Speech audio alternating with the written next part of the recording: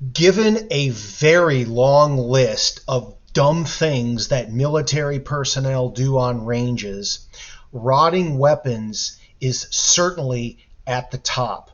It is easily the dumbest thing that is done on Army ranges in the name of safety. Here's why this procedure is stupid, even detrimental, and what we should do about it. Rotting weapons is done as a safety check to ensure there's no bore obstruction. Probably the biggest reason this is a terribly stupid idea is that rotting weapons has been the cause of barrel obstructions, which has led to the destruction of weapons and injuring soldiers. The rifle shown here blew up because a section of rod was left in the barrel after the rotting procedure was done, which induced the very problem this procedure is supposed to stop. Even if we can ensure that this won't occur in the future, such as by using one-piece rods, rotting weapons is still dumb because it forces soldiers to violate actual safety rules. Consider Rule 2.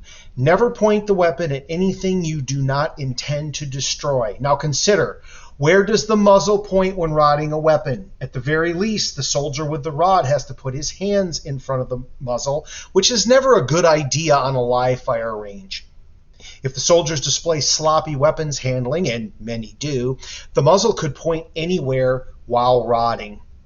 Worse, safety NCOs, if they aren't paying attention every time, they could be pointing it at themselves, at their heads, or at other people. Notice how this NCO has the soldier pointing his rifle off to the side. See that gray object in the background? That's a bus. That's where the parking area is. He is rotting that weapon while pointing it at a vehicle where soldiers are loading and unloading. This is video from public affairs at a range. They weren't trying to illustrate this problem, but notice how many times a person steps in front of the muzzle to conduct this procedure. It's forcing soldiers to violate Rule 2. You're inducing safety infractions. Run by Alpha Company 260th MI Battalion. In addition to destroying weapons, as demonstrated previously, rotting weapons can also cause damage. This is what happens to the crown of a barrel if you pass a metal object across it without keeping it in line with the bore.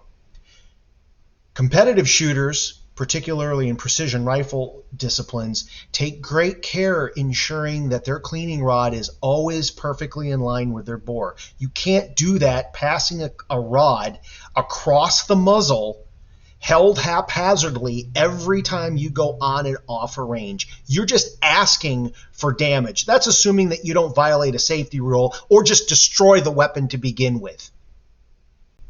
So what to do instead?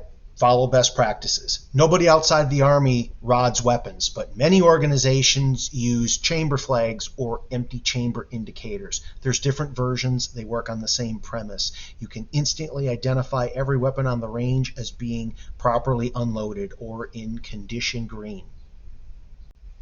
These can also be easily improvised. We've used things like straws, and weed whacker wire is a very popular and very inexpensive alternative. If a bore obstruction check is necessary, then shotgun the weapon or remove the barrel in the case of a machine gun or a pistol. The safety NCO can view from the rear, and that ensures no Rule 2 violations are done. Thank you for watching. Please like, share, and subscribe. And share it with your leaders. Maybe we can help stop some of the dumbness that happens on Army ranges.